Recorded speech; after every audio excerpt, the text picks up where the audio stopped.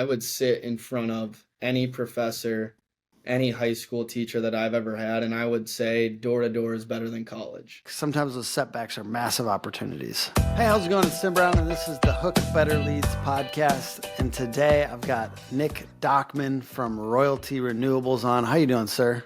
I'm doing good. How about yourself, Tim? Doing pretty good. We're talking about selling community solar door to door and some new rep door to door tips. So we're going to try to do both because it is kind of an unusual product. Nick, can you talk to me about what community solar is and kind of how you got into it? Yeah.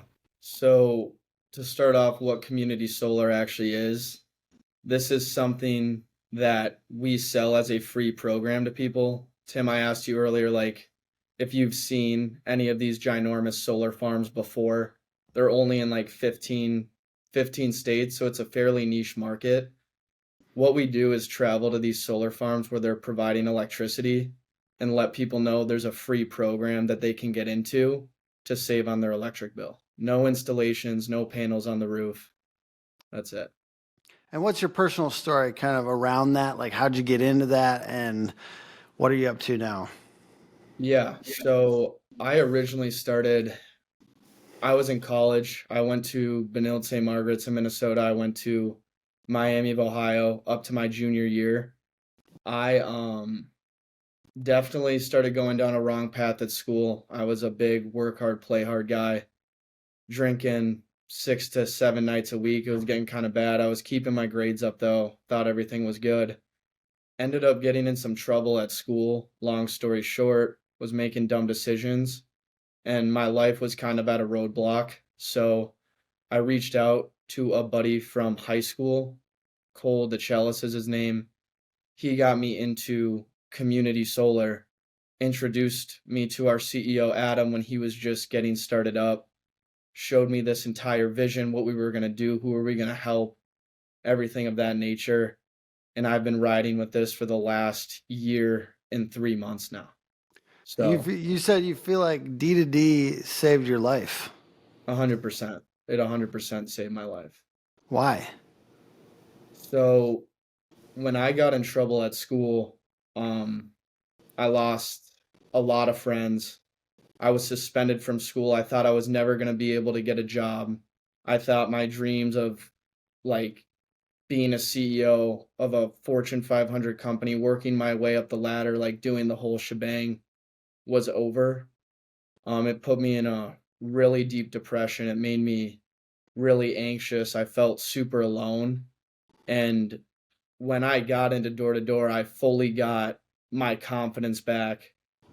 I started falling in love with the tonality, the framework, the body language, how to actually set up a sale, learn the arts of persuasion, learn all these books, these tactics, like how to win friends and influence people, $100 million leads, Hermosi, everything of that nature, just falling in love with a skill to persuade and use communication to my advantage rather than worry about what's going to happen with my life and sit there and be anxious and depressed all the time. So it really changed my life around. Let's talk about specific tactics with door to door. So how do you stay on that day after day? If somebody's considering getting into it, I think there's a lot of anxiety to that sometimes. And I think it's hard to stay focused. I mean, it's a little bit of a harder job, right? So talk to me how you maintain all that. Yeah. I mean, at first, like when I first got into it, it was a matter of like, I want to prove people wrong. Like I want to show that this actually works. So it was big, like financial asset because I knew the financial gain that there was with community solar.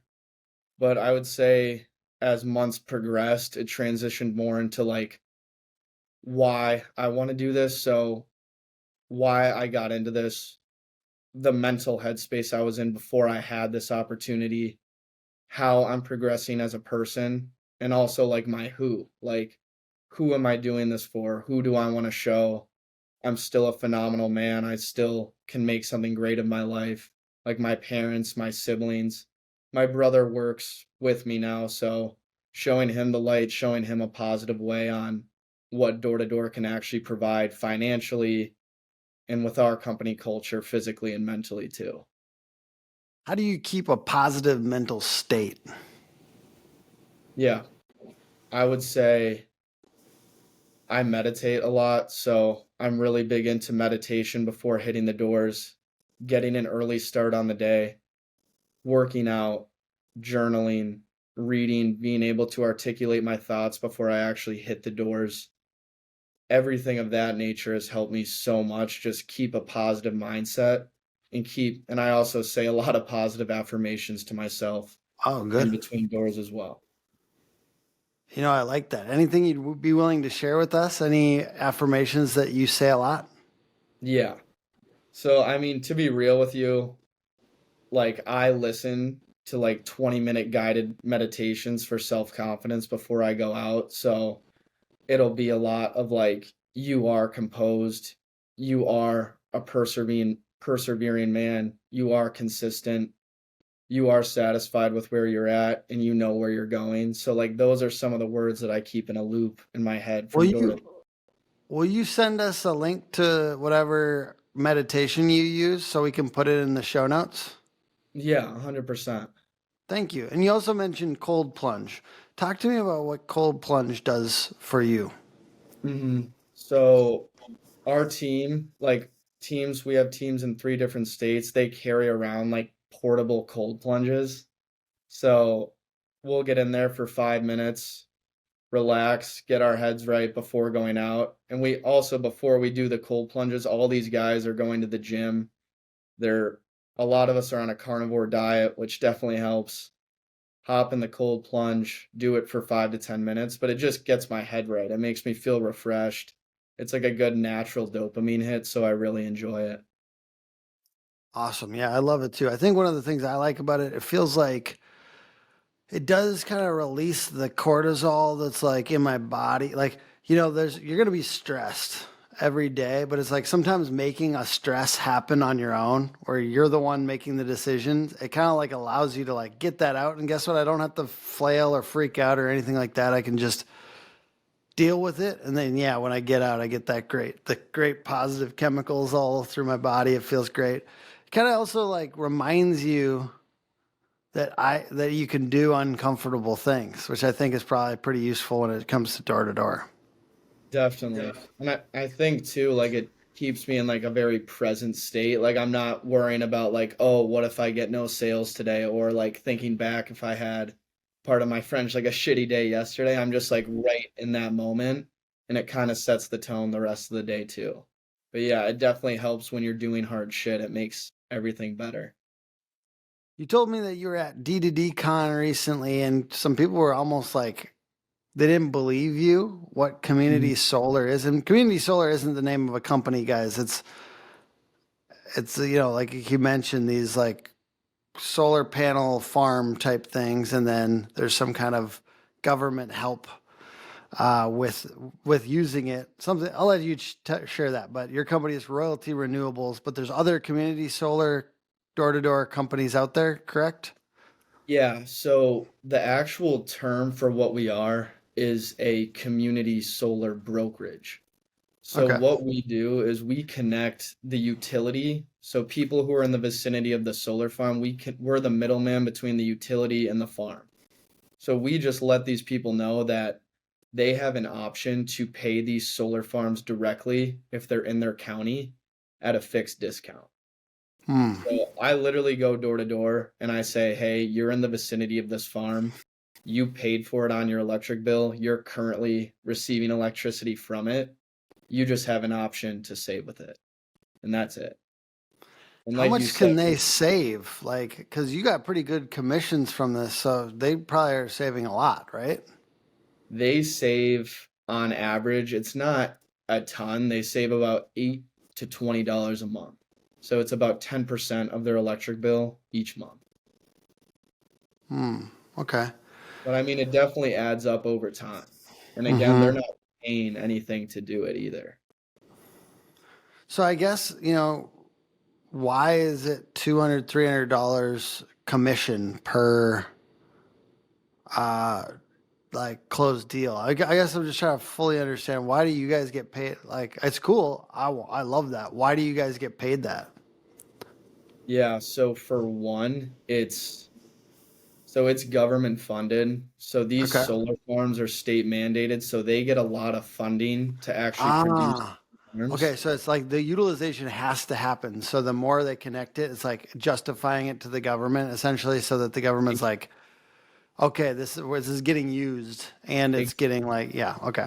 So they can pay us a significant amount per deal. So Gotcha. yeah, Okay. there is a lot of money in this industry right now. Love to hear it. And you guys are traveling as part of this, so you go to different areas, is that right? Yeah, so right now we're in Minnesota, Colorado, and we are moving into, and we're in Maryland as well. We're going to be moving into New York here pretty soon too. Awesome. And how many doors do you hit a day? So I'm currently off the doors now. I'm Okay. managing 40 of the sales reps, but I'd say when I was going, I'd be going about 6 to 8 hours a day. My goal would be have at least 125 conversations a Hmm. week, but I probably would hit 60 to 100 doors a day, Okay.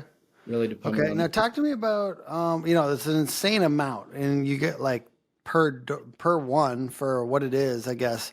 How many deals would you get if you hit, like, let's say 80 doors? How many deals do you think the average rep would get? 80 doors, I'd say the average rep would get anywhere from 4 to 10. 4 to 10, and we're talking about $200 to $300 a door. Exactly. So let me just do some quick math on the lower side of this. If I'm looking at that, it's like 6 times 250 or something like that.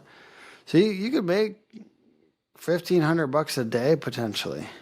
Yeah. I'd say of like the 60 sales reps we have a leaderboard every single day. There's multiple guys that are going to be sitting in that 10, 7, 7, 8, 8, 8, like right at the top there. I'd say 10 to 15 guys a day are sitting above six. And then there's a lot of guys in that like 3 to 5 range. And then there's Okay. some guys who have a rough day coming in at that 1 to 2, still making a But significant still, amount. dude, if you're getting Yeah. like 250s a day, like, you're fine. Yeah, no, 100%. That's why, like, we keep a extremely high standard in our company. Like, if you're not pushing six figures by the end of the year, you typically get fired. Hmm. That's Yeah. cool.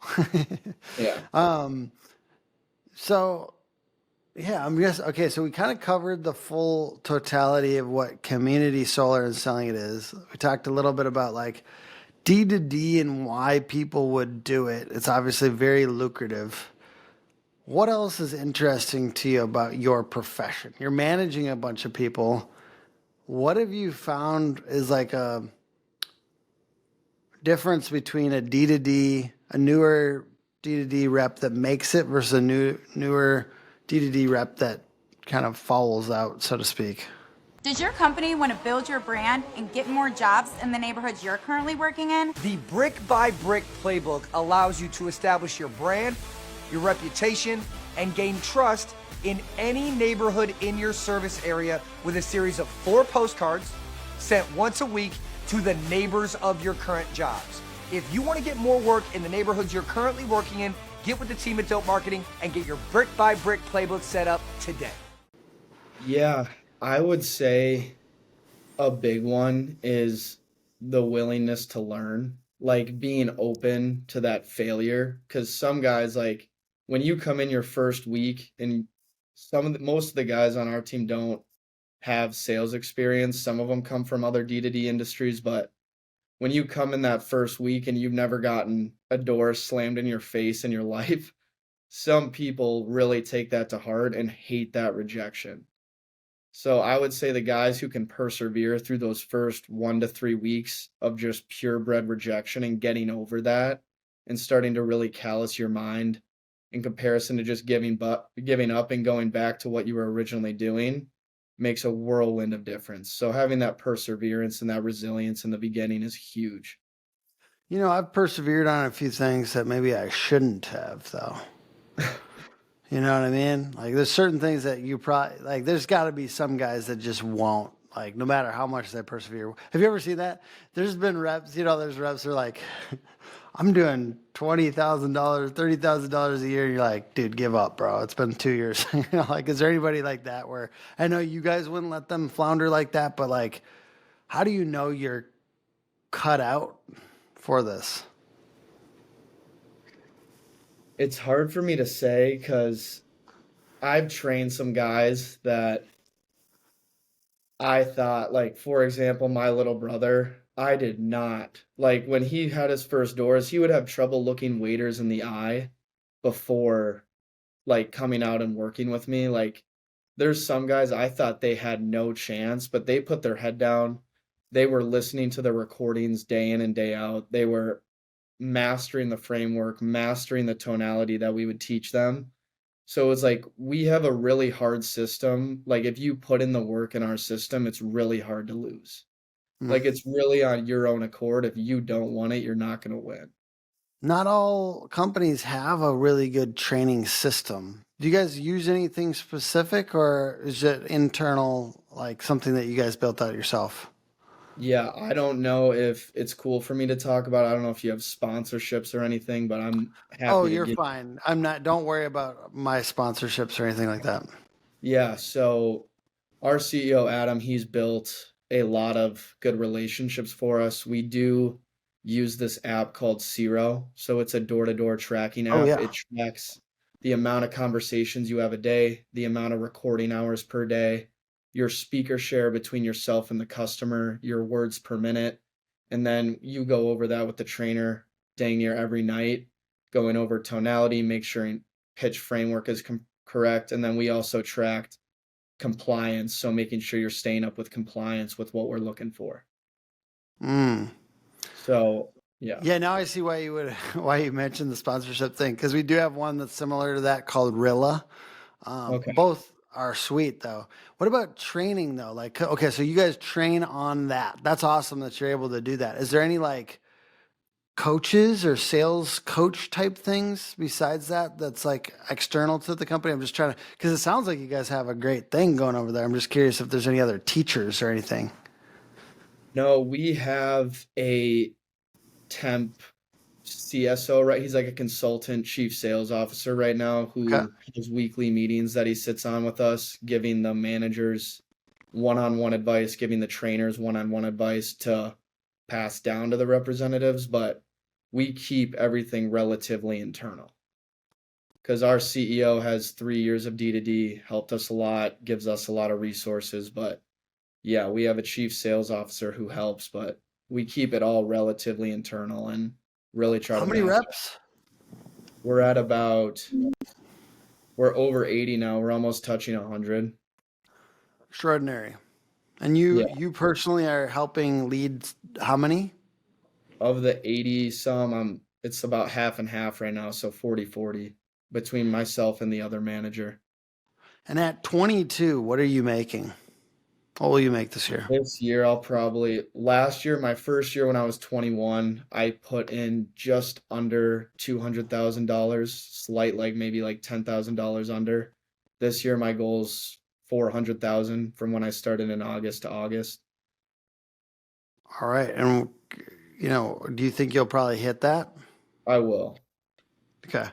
And talk to me about what you think made that more likely for you versus, like there's a lot of people making 100, 150 in this industry or in door to door or in roofing sales or solar sales, stuff like that. What is for you has been some of the clinchers to really hit that 400K mark? Yeah, it's not really even the 400K mark at this point. It's more, for one, I'll say when I was a rep, I'm so competitive. Like, I just don't like to lose at all. It really, really bothers me. So, like, I just, like, and I would be upset. Let's say I got 6 deals. I made a little over $1,000. I'd be really upset if the other manager we have in the company now, too, if he beat me on the leaderboard, I'd come home upset. So it's more Hmm. of a matter of like I like being the top dog. I like being that number one was something that really drove me financially. But now, like the goal for 400,000, it's more I want to help these guys, these trainers, these reps become better men and help them do exactly what I did and get in the position that I'm in now. So I try Mm. to stray away less from like worrying about a financial aspect and more of how can I be a servant leader? How can I help them?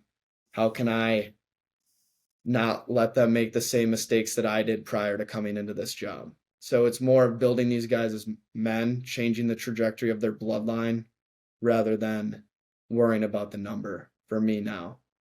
Mm. But that number has got to be very motivating too, though, to people. You know, it's like we got to have both, right? We got to figure out how to have meaningful experiences and like work and like something that transforms us personally, but we're also trying to like make more money, right? So it's like kind of crazy. Like you certainly probably have to use the carrot of possible money for your team to feel motivated sometimes, right? Yeah, I mean, like it's getting to the point where, for example, my brother just had a PR month of he's 20 years old. He just made $32,000 last month. Like that Incredible. gives me more satisfaction than like me seeing my check. Like for example, another trainer on my team, his father just passed away. His like family isn't helping as much with paying the bills. He just put in a $20,000 month.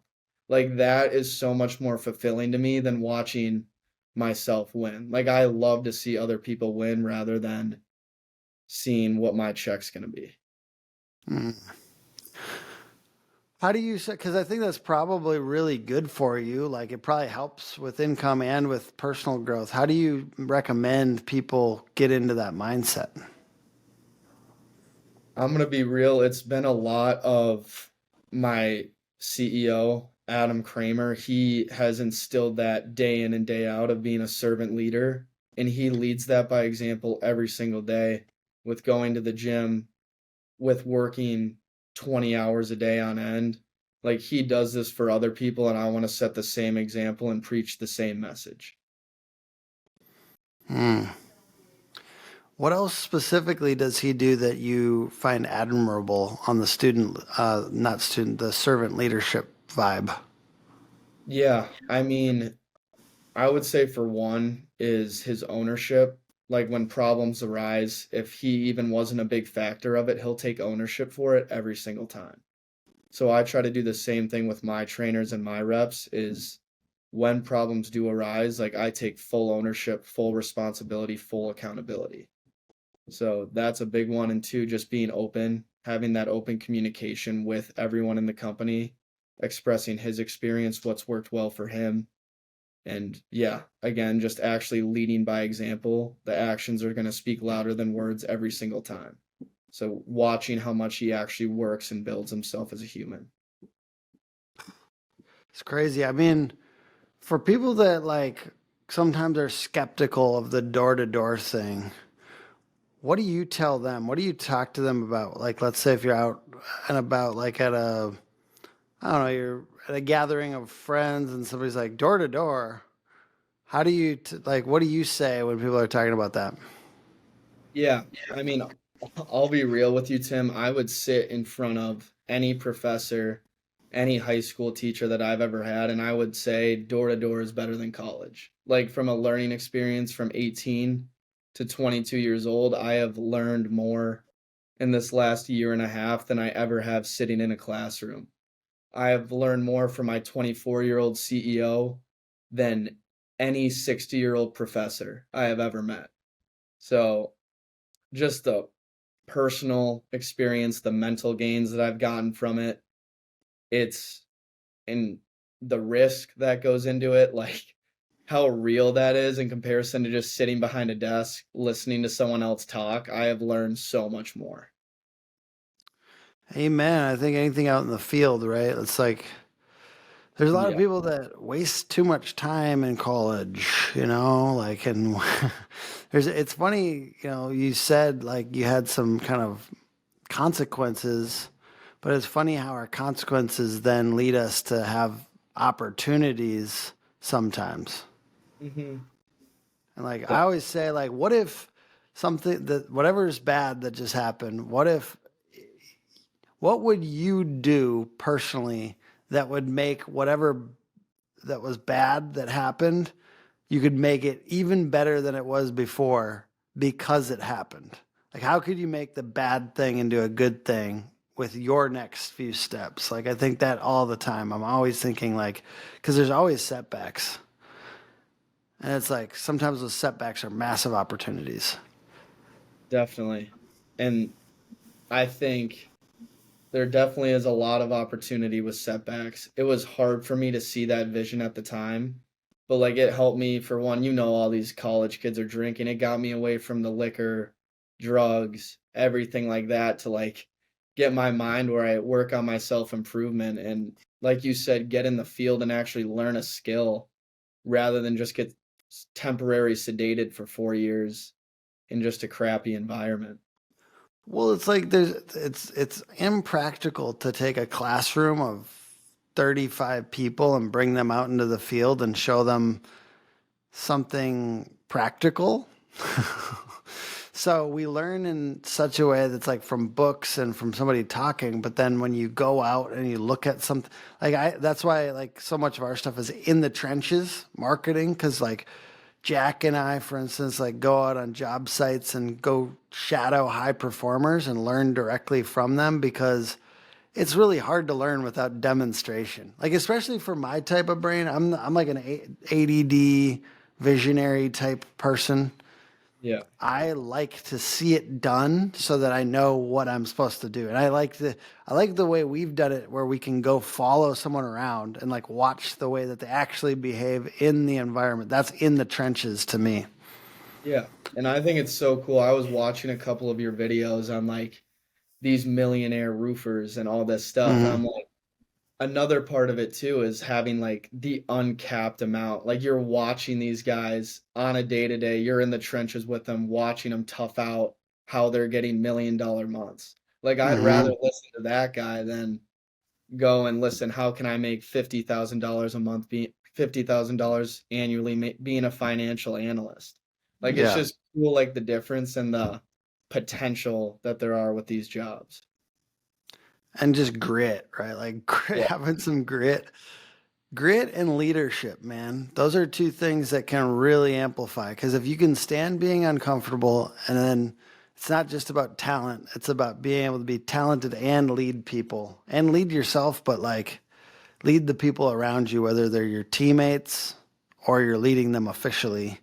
It's crazy how much those things are multipliers. Grit, because everything is uncomfortable. I always say Yeah. like standing still is uncomfortable. Like sitting on your couch for months on end is uncomfortable. You will be anxious. Partying all the time, I'll be anxious. On the other hand, I'm going to be uncomfortable out here leading a company of 30 people. I'm and you with like however many people, 40 plus people or whatever. It's uncomfortable. It's fucking weird. It hurts. But it's like we're going to be uncomfortable no matter what, right? Yeah. And I'd rather be doing something positive for others rather than just harming myself. So Yes. getting comfortable being uncomfortable is huge, and that's like a big aspect within our company as well.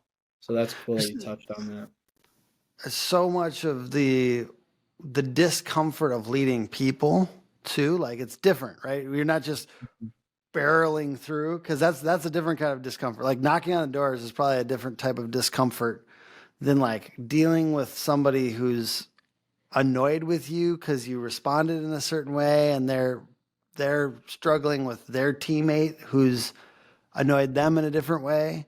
So like any other things you could share about being a leader at 22 and dealing with that type of discomfort when you're leading people? Yeah, I would say in terms of actually leading people and speaking in the larger groups, that's where, like for me personally, conviction, like I need to know and I need to think about before I actually speak in front of these guys that what I'm saying is truly what I believe. And I know it's the best step for these guys and the company moving forward. That it's not just me spewing just to spew. It's I know what I have to do. I know what I need to do to help these guys. I need to say it with full conviction to push the vision for them as well. Do you 'Cause they need rehearse? to. What? Do you rehearse your talks? No, I just journal. I Okay. like to think about the problems, the solutions I want to talk about, but I don't say it in front of the mirror. I will say I've been finding like as our leadership team, we've started to rehearse each of our like quarter kickoffs, and we did it Nice. twice this last time, and That's it sweet. led to and that's not like every meeting, right? I can't like rehearse every time I'm going to talk, Yes. but like at least once a quarter, 4 times a year, rehearsing and like preparing. We prepare slides, but like to me, it's just about like getting everyone on board, going in the same direction. I've found rehearsing and like that mindset around rehearsing has been useful. I think, it comes from a guy I really like, Dan Sullivan, who wrote Who Not How and a few other really good books.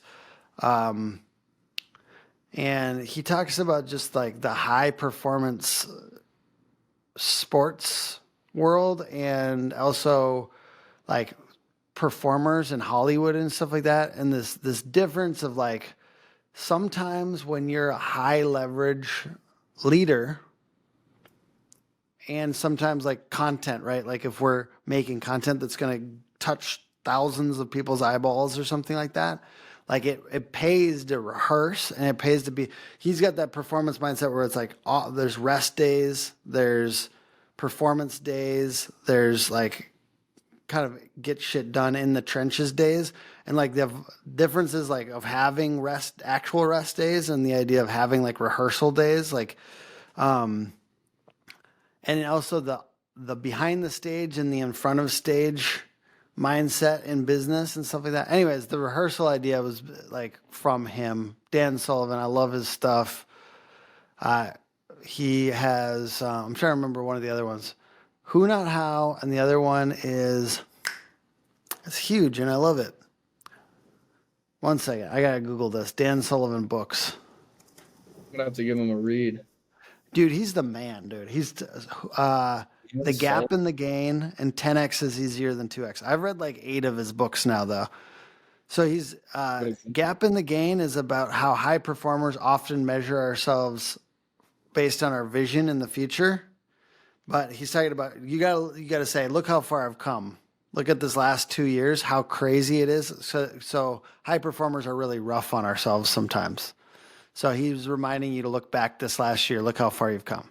He's all about intellectual shortcuts. Who Not How is that you were talking about kind of the concept earlier is like, but it's like, who do I need? Like, let's say if I have a big vision, if you have to do it all yourself, it's limiting. But if I figure out who could help me with this vision, it's basically about delegating. It's really good. And then the other one is 10x is easier than 2x. And there's a Grant Cardone 10x rule book, but I think this guy came up with 10x before Grant Cardone because he's an OG. He's like the coach of coaches.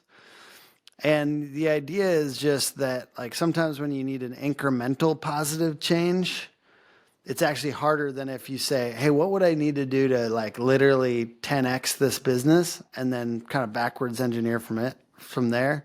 I think it's also the idea of having a longer time frame. It feels like you can do anything in 10 years or, like having a longer time frame is sometimes useful to me. All right, now I'm rambling, but Dan Sullivan is the man. No, I'm definitely gonna have to give him more of a read. I definitely should do more of the delegation, so that's solid. Either one of those, Gap and the Gain and Who Not How, are great places to start. Dude, you did an amazing job on this podcast. 22, making 400K, and I know it's not about the number for you. It's about how much of an impact you're making on other people. But I'm going to lead with that 400K number because that's pretty nuts. Yeah, it's pretty wild. Pretty wild. Get after it, brother. Keep on teaching people. You're making a difference, and it's beautiful that you're helping connect homeowners with this community solar concept. Thank you for doing that. Could you give the Royalty Renewables website for people to check out? Yeah. And you can find us on LinkedIn. You can find us on Instagram. Yeah, it's royaltyrenewables.com. You can look us up on Instagram. You can look us up on LinkedIn. just search in royalty renewables. We're going to be the first thing that pops up every time. So awesome. And of course, appreciate you being on the show. The podcast is put on by hookagency.com. Hook Agency all over social media. And, you know, we help people get higher on Google and make beautiful websites. So if there's something that we can do for you, the person watching this, or if you're a sales rep and you want your website to better reflect the quality of work that you do, or that you think there's opportunity there, send our information to your boss, hookagency.com.